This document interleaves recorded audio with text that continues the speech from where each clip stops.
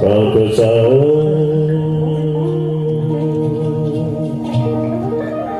ಓಂ ಶ್ರೀ ಗುರವೇ ನಮಃ.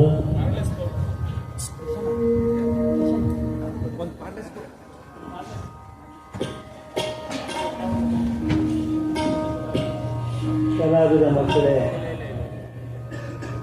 ನಾವು ನಿಮ್ಮೊಂದಿಗೆ ಸ್ಪರ್ಧಿಸ್ಲಿಕ್ಕೆ ಬಂದಿಲ್ಲ, ಭಯಪಡಬೇಡಿ. ಬಹಳ ಚಿಕ್ಕ ವಯಸ್ಸಿನಲ್ಲಿ ನಮ್ಮ ಗುರುಗಳು ಈ ಹಿಂದೆ ಹೇಳಿದರು, ನಿರೂಪಣೆ ಮಾಡಿದರು. ಅವರ ಆಶೀರ್ವಾದದ ಫಲದಿಂದ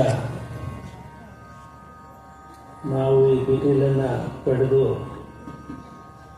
ಅವರ ಈ ತಂತಿಯ ಸೆಳೆತ ನಮಗೆ ಅಲ್ಲಿಂದ ಇಲ್ಲಿವರೆಗೆ ಮಠಕ್ಕೆ ಎಳ್ಕೊಂಡು ಬಂತು.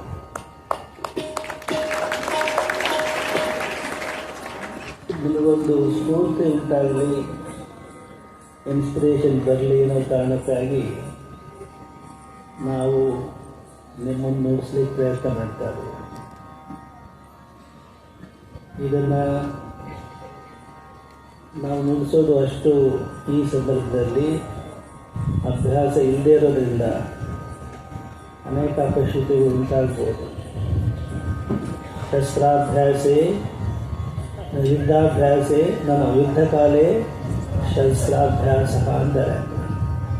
ನಾಳೆ ಯುದ್ಧ ಇದೆ ಅಂದರೆ ಇವತ್ತು ಶಸ್ತ್ರಾಭ್ಯಾಸ ಮಾಡಿದಾಗ ಆಗಿದೆ. ನಮಗೆ ಹೇಗಾದರೂ ಮಾಡಿ ಇದು ಸುಮಾರು ವರ್ಷ ಆಯಿತು. ಬಿಪಿನ್ ಚೌಡಯ್ಯನವರ ಒಂದು ಇದರಲ್ಲಿ ಬೆಂಗಳೂರಿನಲ್ಲಿ ಒಂದು ಸಂಗೀತ ಸಮಾರೋಹ ಇದ್ದಾಗ ಸಂಘಟಕರು ನಮ್ಮನ್ನು ಆಹ್ವಾನಿಸಿದ್ರು. ಅವರಿಗೆ ಹೇಗೋ ಗೊತ್ತಿತ್ತು. ಆಗ ಸ್ವಲ್ಪ ಸಮಯ ಬಿಡು ಮಾಡಿಕೊಂಡು ಒಂದು 8-10 ದಿವಸ ಅಭ್ಯಾಸ ಮಾಡಿಕೊಂಡು ನಡೆಸಿದ್ವಿ. ಈಗ ಒಂದು ದಿನವೂ ನಾವಿದು ಕೈಗೆತ್ತಿ ಅಭ್ಯಾಸ ಮಾಡಿಕೊಳ್ಳಿಕ್ಕೆ ಸಾಧ್ಯವಾಗಿಲ್ಲ. ಅದಕ್ಕೆ ಅಭ್ಯಾಸ ಇಲ್ಲದೇ ಬಾಲ್ಯ ಸಂಸ್ಕಾರದಿಂದ ಏನು ಹೃದಯದಲ್ಲಿ ಉದ್ಗತವಾಗಿದೆಯೋ ಅದನ್ನು ಅಭಿವ್ಯಕ್ತಿಗೊಳಿಸಲಿಕ್ಕೆ ಪ್ರಯತ್ನ ಮಾಡ್ತೀವಿ. ನಿಮಗೆ ಗೊತ್ತಿದೆ ಇಲ್ಲ, ನಾವು ಸಂಗೀತ ಆರಂಭ ಮಾಡಿದ್ದು ಶಿವಮೊಗ್ಗದಲ್ಲಿ. ಆನಂತರ ಮೈಸೂರಿನಲ್ಲಿ ಓದುವಾಗ ನಮ್ಮ ಗುರುಗಳು ಮೈಸೂರಿಗೆ ಓದಲಿಕ್ಕೆ ಕಳಿಸಿದಾಗ ಬಿಪಿನ್ ಚೌಡಯ್ಯನವರ ಕಲಾಶಾಲೆ ಇದೆ, ಅಯ್ಯನಾರ್ ಕಲಾಶಾಲೆ. ಈಗ ಅದು ಇದೆಯೋ ಇಲ್ಲೋ ಗೊತ್ತಿಲ್ಲ ನನಗೆ. ಬಿಡಾರಂ ಕೃಷ್ಣಪ್ಪನವರು ಸ್ಥಾಪನೆ ಮಾಡಿದ್ದಾರೆ. ಅಲ್ಲಿ ವಾರದಲ್ಲಿ 3-4 ದಿವಸ ಹೋಗಿ ನಾನು ಸಂಗೀತ ಅಭ್ಯಾಸ ಮಾಡ್ತಾಯಿದ್ದೆ. ಅಲ್ಲಿ ವೆಂಕಟಾಚಾರ್ಯ ಚೌಡಯ್ಯನವರ ಶಿಷ್ಯರು. ಅಲ್ಲಿ ನಾವು ಅಭ್ಯಾಸ ಮಾಡಿ ನಂತರ ಬನಾರಸ್ ಹಿಂದೂ ಯೂನಿವರ್ಸಿಟಿಗೆ ಕಾಶಿಗೆ ಹೋಗ್ಲಿಕ್ಕೆ ಹೋದಾಗ ಅಲ್ಲಿ MA ಮತ್ತು PhD ಸಂಸ್ಕೃತದಲ್ಲಿ ಮಾಡೋ ಸಂದರ್ಭದಲ್ಲಿ ಸಂಜೆ ಸಂಗೀತ ಶಾಲೆಗೆ ಹೋಗ್ತಾಯಿದ್ವಿ. ಡಿಪ್ಲೊಮಾ ಪರೀಕ್ಷೆಯಲ್ಲಿ ವಿಶ್ವವಿದ್ಯಾಲಯಕ್ಕೆ ಮೊದಲನೇ ರ್ಯಾಂಕನ್ನು ಪಡೆದಿದ್ವಿ ಅಂತ ಹೇಳಲಿಕ್ಕೆ ಸಂತೋಷ ಆಗುತ್ತೆ. ಪಂಚರತ್ನ ಕೃತಿಗಳನ್ನು ತ್ಯಾಗರಾಜರ ಲೀಲಾಜಾಲವನ್ನು ನುಡಿಸ್ತಾ ಇದ್ವಿ. ಈಗ ಕೈ ಬೆರಳು ಅಭ್ಯಾಸ ಬಲ ಇಲ್ಲದೇ ಇರೋದ್ರಿಂದ ಸಹಕರಿಸ್ತಾ ಇಲ್ಲ. ಒಂದು ವಾರ 10 ದಿವಸ ನೀವೇನಾದರೂ ಬಿಡುವು ಮಾಡಿಕೊಟ್ರೆ ಭಾಳ ಖುಷಿಯಾಗುತ್ತೆ. ಕೂತ್ಕೊಂಡು ನಮ್ಮ ಆತ್ಮತೃಪ್ತಿ ಇದೆ. ಭಾಳ ಮಕ್ಕಳಿಗೆ ಅವ್ರು ಕೂರಿಸ್ಕೊಂಡು ನಡೆಸಬೇಕು ಅನ್ನೋದು ಭಾಳ ಹಂಬಲ ಇದೆ ನಮಗೆ. ನಮ್ಮ ಶಾಲಾ ಕಾಲೇಜಿನ ವ್ಯವಸ್ಥೆಯಲ್ಲಿ, ಸಿಸ್ಟಮ್ನಲ್ಲಿ, ಕರಿಕ್ಯುಲಮ್ನಲ್ಲಿ ನಮ್ಮ ಖಚಿತವಾದ ಅಭಿಪ್ರಾಯ ಸಂಗೀತ, ನೃತ್ಯ ಮತ್ತು ಯೋಗ ಇವು 3 ಕಡ್ಡಾಯಗೊಳಿಸಬೇಕು ಶಾಲಾ ಶಿಕ್ಷಣದಲ್ಲಿ ಅನ್ನೋದು ನಮ್ಮ ಅಭಿಪ್ರಾಯ. ಅದನ್ನು ರೂಢಿಸಿಕೊಟ್ರೆ ಮಕ್ಕಳಲ್ಲಿ ಒಂದು ಸೂಕ್ಷ್ಮ ಸಂವೇದನೆ ಉಂಟಾಗುತ್ತೆ, ಮನಸ್ಸಿನಲ್ಲಿ ಏಕಾಗ್ರತೆ ಮೂಡುತ್ತೆ, ಅಧ್ಯಯನದಲ್ಲಿ ತಲ್ಲೀನತೆ ಬರುತ್ತೆ. ಆ ಕಾರಣಕ್ಕಾಗಿ ನಾವು ಈ ನೂತನ ಶಿಕ್ಷಣ ಬರೀ ತರಗತಿಗಳನ್ನು ಹಿಂದೆ ಮುಂದೆ ಮಾಡಿದರೆ ಉಪಯೋಗ ಇಲ್ಲ. ಆ ಒಂದು ಪಠ್ಯಕ್ರಮದಲ್ಲಿ ಸಂಗೀತವನ್ನು ಕಡ್ಡಾಯಗೊಳಿಸಬೇಕು, ನೃತ್ಯವನ್ನು ಕಡ್ಡಾಯಗೊಳಿಸಬೇಕು ಮತ್ತು ಯೋಗವನ್ನು ಕಡ್ಡಾಯಗೊಳಿಸಬೇಕು. ಸುದೈವದಿಂದ ಪೋಷಕರು ಆ ಕೊರತೆಯನ್ನು ಅವರ ಸ್ವಂತ ಖರ್ಚಿನಲ್ಲಿ ಪ್ರತ್ಯೇಕವಾಗಿ ಅವರು ಮಕ್ಕಳಿಗೆ ಕಲಿಸ್ತಕ್ಕಂಥ ವ್ಯವಸ್ಥೆ ಮಾಡಿರೋದು ನಮಗೆ ಒಂದು ಸಮಾಧಾನಕಾರಕ ಸಂಗತಿ. ಈ ಕಲೆ ಸಂಗೀತ ಏನಿದೆ ಇದು ಮನೋರಂಜನೆಗಲ್ಲ, ಮನದ ವಿಕಾಸಕ್ಕೆ. ತ್ಯಾಗರಾಜ ಜೊತೆಗಳು ಯಾರನ್ನೂ ಖುಷಿಪಡಿಸ್ಲಿಕ್ಕಲ್ಲ, ಭಗವಂತನ ಆರಾಧನೆಗಾಗಿ ಅವರು ರಚನೆ ಮಾಡಿದ್ದು. ವಚನಗಳು ಅಷ್ಟೇ. ಸಾಹಿತ್ಯಕ್ಕೆ ಸಂಗೀತ ಸೇರಿಸಿದರೆ ಆಲೋಚನೆ ಥರ ಆಗುತ್ತೆ, ಮತ್ತು ನೃತ್ಯ ಸೇರಿದರೆ ಇನ್ನೂ ಅದ್ಭುತವಾಗಿರುತ್ತೆ. ಹೀಗಾಗಿ ಅದು ಮನದ ಸೆಳೆತ. ಸಂಗೀತವನ್ನು ಆಸ್ವಾದಿಸಲಿಕ್ಕೆ ಒಂದು ಸಂಸ್ಕಾರ ಬೇಕಾಗುತ್ತೆ. ಆ ಸಂಸ್ಕಾರ ಇಲ್ಲದೆ ಹೋದರೆ ಆಸ್ವಾದಿಸಲಿಕ್ಕಾಗಲ್ಲ. ಹೀಗಾಗಿ ನಾವು ಹೆಚ್ಚು ವೇಳೆ ಭಾಷಣದಲ್ಲಿ ತಲ್ಲಿನರಾದರೆ ನಾವು ಮತ್ತೆ ಕಷ್ಟಪಟ್ಟು ಮೊದಲನೇದಾಗಿ ಇದು ನಾವು ಸಂಗೀತ ಕಲಿಯುವಾಗ ನಾವೇ ಸ್ವತಃ ಬರ್ಕೊಂಡಿದ್ದೇವೆ. ವಸಂತರಾಗದ ಎಷ್ಟನೇ ಮೇಳಕ್ಕೆ ಅರ್ಥ ಇದು? 17ನೇ ಮೇಳಕ್ಕೆ ಅರ್ಥದಲ್ಲಿ ಬರ್ತಕ್ಕಂಥ ಕರ್ನಾಟಕ ಸಂಗೀತದಲ್ಲಿ 17ನೇ ಮೇಳಕ್ಕೆ ಅರ್ಥದಲ್ಲಿ ಬರ್ತಕ್ಕಂಥ ರಾಗ ವಸಂತ ರೂಪಕ ತಾಳದಲ್ಲಿದೆ. ಅದರ ಆರೋಹಣ ಅವರೋಹಣ ನಿಮಗೆ ತೋರಿಸಿ ಮುಂದೆ ಪ್ರಾರಂಭ ಮಾಡ್ತೀವಿ. ಅದರಲ್ಲಿ ಸಮರ್ಪಕವಾಗಿ ನುಡಿಸಲಿಕ್ಕೆ ನಾವು ಗಟ್ಟಿಗೊಳಿಸೋಕ್ಕಾಗಿಲ್ಲ. ಸ್ವಲ್ಪ ಸಮಯ ಸಿಕ್ಕಿಲ್ಲ. ನಾವು ಏನಾದರೂ ಬೆಳಿಗ್ಗೆ ಅಭ್ಯಾಸ ಮಾಡ್ಕೊಳ್ಳೋಣ ಅಂದರೆ ಸುತ್ತಮುತ್ತ ಅನೇಕ ಶಿಷ್ಯರು ಆಗಮಿಸ್ತಾರೆ, ಬರ್ತಾರೆ. ನಾವು ನಿರಾಕರಿಸೋಕ್ಕಾಗಲ್ಲ. ಹೇಗಾಗಿದೆ ನಮ್ಮ ಸ್ಥಿತಿ ಅಂತ ಹೇಳಿದರೆ, ಒಂದು ಸಂಸ್ಕೃತದ ಒಂದು ಸೂಕ್ತಿ ಇದೆ, ಮಲಯಾಚಲ ಪುರಂಧ್ರಿ ಚಂದನಂ ಇಂಧನಂ ಕುರುತೆ. ಮಲಯಾಚಲ ಅಂತ ಒಂದು ಪರ್ವತ ಇದೆ. ಅಲ್ಲಿ ಆ ಪರ್ವತದಲ್ಲಿ ಕಿರಾತರ ಸ್ತ್ರೀಯರಿದ್ದಾರೆ. ಆ ಪರ್ವತದಲ್ಲಿ ಬಹಳಷ್ಟು ಬರೀ ಶ್ರೀಗಂಧದ ಮರಗಳೇ ಇವೆ ಅಂತ, ಬೇರೆ ಏನೂ ಇಲ್ಲ. ಆದರೆ ಕಿರಾತ ಸ್ತ್ರೀಯರಿಗೆ ಅದರ ಮಹತ್ವ ಗೊತ್ತಿಲ್ಲ. ಅವರು ಆ ಗಂಧದ ಮರಗಳನ್ನೇ ಒಲೆಯಲ್ಲಿ ಬಳಸಿ ಬೆಂಕಿ ಹಚ್ಚಿ ಅಡುಗೆ ಮಾಡ್ತಾರೆ. ಹಾಗಾಗಿದೆ ನಮ್ಮ ಪರಿಸ್ಥಿತಿ. ಆದರೆ ಅಭ್ಯಾಸ ಮಾಡ್ಕೊಳ್ಳೋಕ್ಕೆ ಒಂದಿನ ಕೂತ್ಕೊಂಡ್ವಿ, 1 ಗಂಟೆ ಏನೋ ಮಾಡಿದ್ವಿ, ಮತ್ತೆ ವ್ಯವಹಾರಗಳು ಬಂದು. ಹೀಗಾಗಿ ನಿಮ್ಮ ಎದುರಿಗೆ ಭಾಳ ಕಷ್ಟಪಟ್ಟು ನುಡಿಸ್ಲಿಕ್ಕೆ ಪ್ರಯತ್ನ ಮಾಡ್ತೀವಿ. ಬಾಲ್ಯದ ಸಂಸ್ಕಾರ ನೀವು ಪರೀಕ್ಷೆ ಮಾಡಬೇಕಾಯಿತು. ಬಾಲ್ಯದ ಸಂಸ್ಕಾರ ಎಷ್ಟು ಗಟ್ಟಿಯಾಗಿ ವ್ಯಕ್ತಿಯ ಹೃದಯದಲ್ಲಿ ವಿಕೃತವಾಗಿರುತ್ತೆ ಅನ್ನೋದಕ್ಕೆ ಆ ಪರೀಕ್ಷೆ ನೀವು ಮಾಡ್ಬೋದು. ಸ್ವರ ವಸಂತರಾಗದಲ್ಲಿರೋದು ಪುರಾಶಿ ಇಲ್ಲೇನು ನೃತ್ಯ ಮಾಡ್ತಿರಲ್ಲ, ಇಲ್ಲಿದ್ದೀರ ಭರತನಾಟ್ಯ ನೃತ್ಯ ಮಾಡ್ತಕ್ಕಂಥವ್ರು ಕೈಯಲ್ಲಿ ನಿಮ್ಗೆ ಗೊತ್ತಿದೆ. ಜಟಿಸ್ವರ ಇದು ರೂಪ ತಾಳದಲ್ಲಿರೋದು ವಸಂತರಾಗ ಗೊತ್ತಿದೆಯಮ್ಮ. ಭಾಳ ಬೇಜ್, ಭಾಳ ಸಂತೋಷ. ಅದು ನುಡಿಸ್ತೀವಿ, ನೀವು ಜಡ್ಜ್ ಮಾಡಬೇಕು. ನಾವು ಎಷ್ಟೊಂದು ನುಡಿಸ್ತೀವಿ.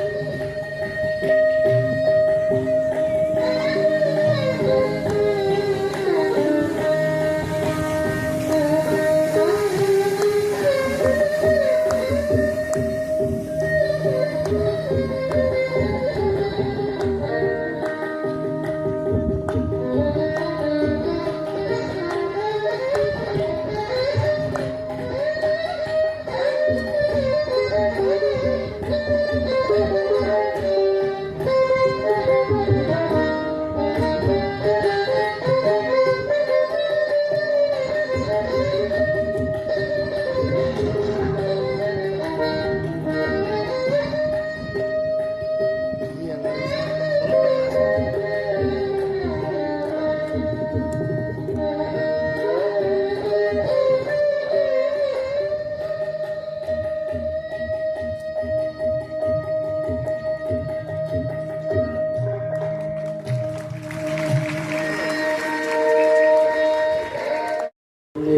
ಇಷ್ಟೊಂದು ಮುಗಿಸ್ಲಿಕ್ಕೆ ಸಾಧ್ಯವಾಯಿತು.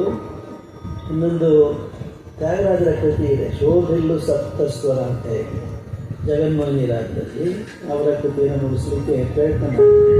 ಮತ್ತೆ ಅನೇಕ ತಾಳರೂಪಗಳಾಗ್ತವೆ, ಮೃದಂಗ ವಾದಕರಿಗೆ ಇದೆಲ್ಲ ಕಷ್ಟ ಆಗ್ಬೋದೇನೋ, ಪ್ರಯತ್ನ ಮಾಡ್ತೀವಿ. ಇನ್ನೊಂದು ಒಂದು ಅವೇರ್ನೆಸ್ ಸ್ಫೂರ್ತಿ ಬರಲಿ ನಮ್ಮ ಕಾರಣಕ್ಕೆ.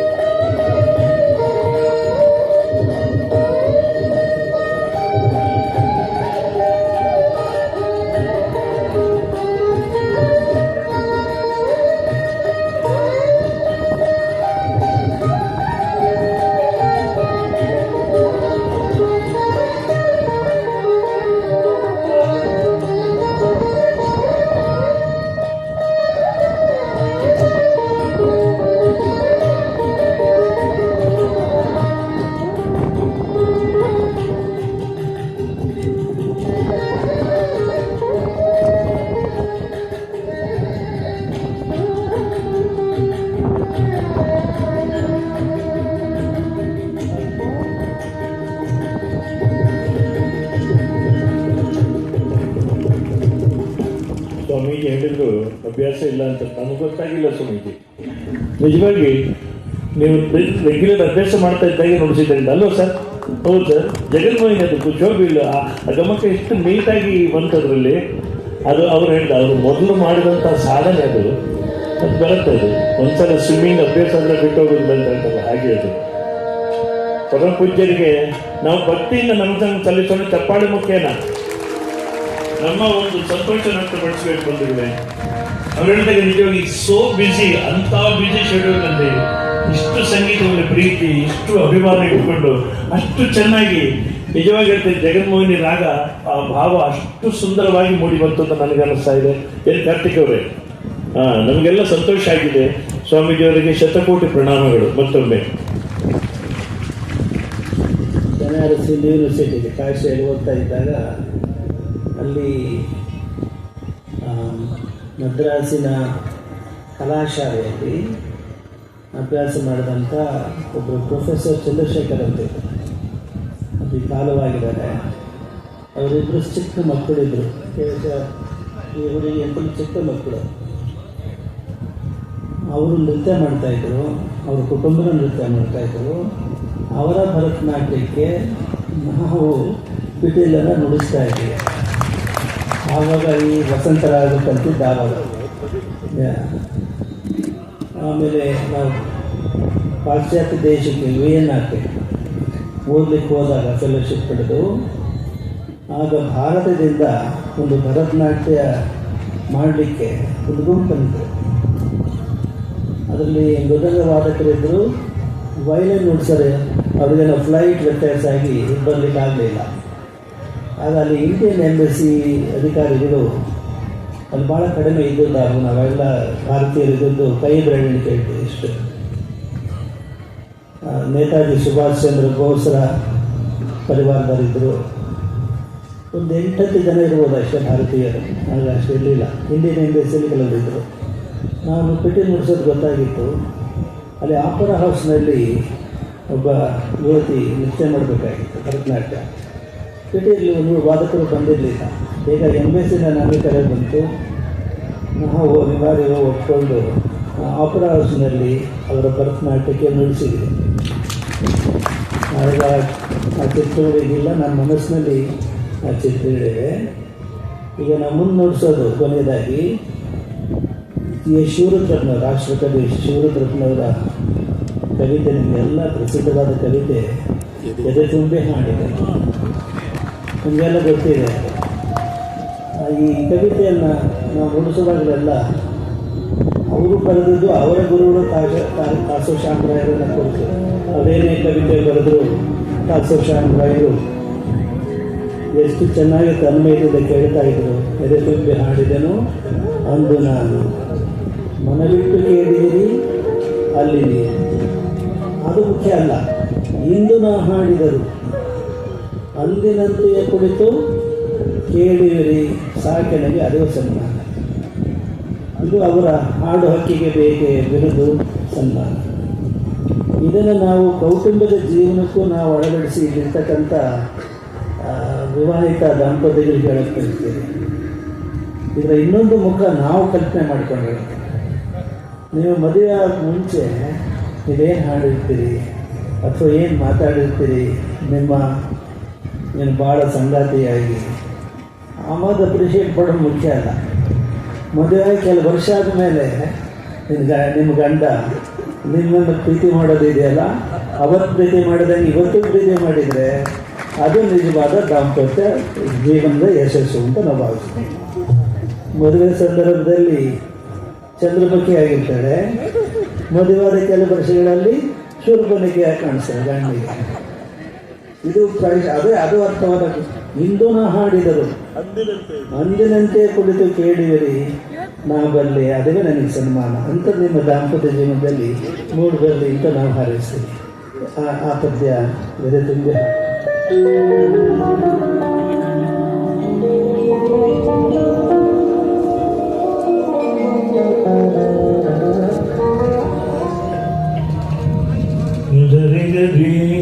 ಸನಿದ ಗಾರಿಸ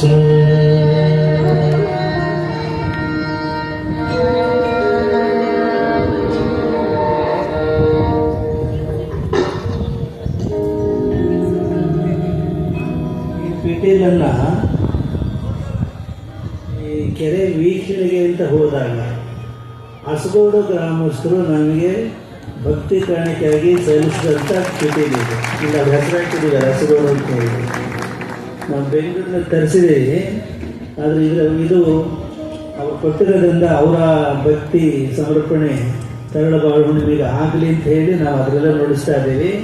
ಇದು ಮಾತ್ರ ಮೈಕ್ ಮಾತ್ರ ಬೆಂಗಳೂರಿಂದ ತಂದು ಇದು ಕಳವಡಿಸಿ.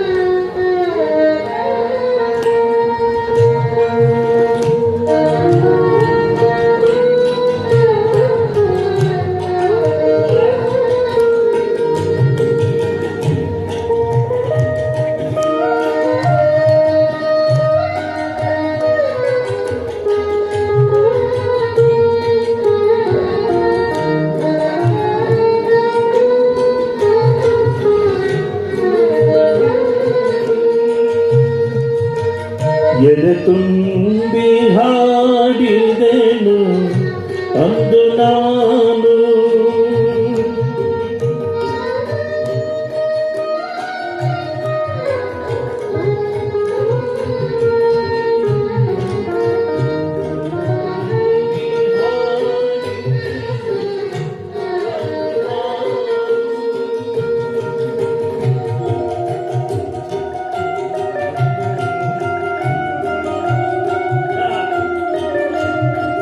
ಹರಿಹರೆಂದು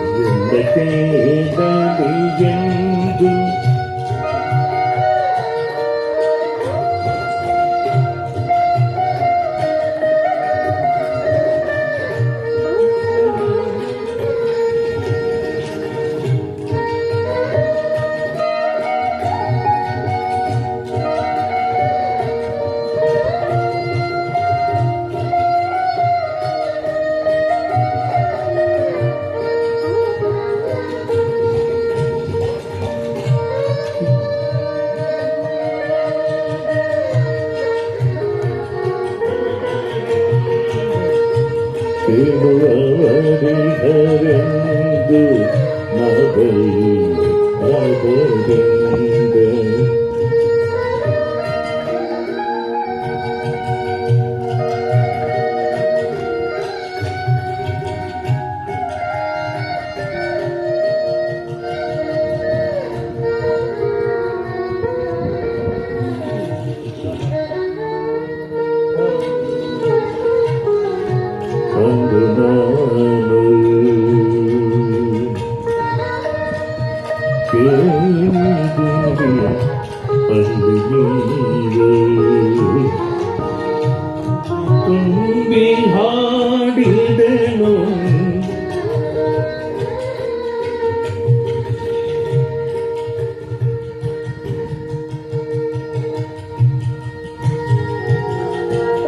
ಇಂಥ ಒಂದು ಅದ್ಭುತವಾದ ಗೀತೆಯನ್ನು ಕೊಟ್ಟಂಥ ರಾಷ್ಟ್ರಕವಿ ಶಿವರುದ್ರಪ್ಪ ಅವರಿಗೂ ಅತ್ಯಂತ ಭಾವಪೂರ್ಣವಾಗಿ ಅದನ್ನು ನುಡಿಸಿದಂಥ ಪರಮ ಪೂಜ್ಯರಿಗೂ ಜೋರಾಗಿ ನಾವು ಭಕ್ತಿಯಿಂದ ನಮನಗಳನ್ನು ಸಲ್ಲಿಸೋಣ.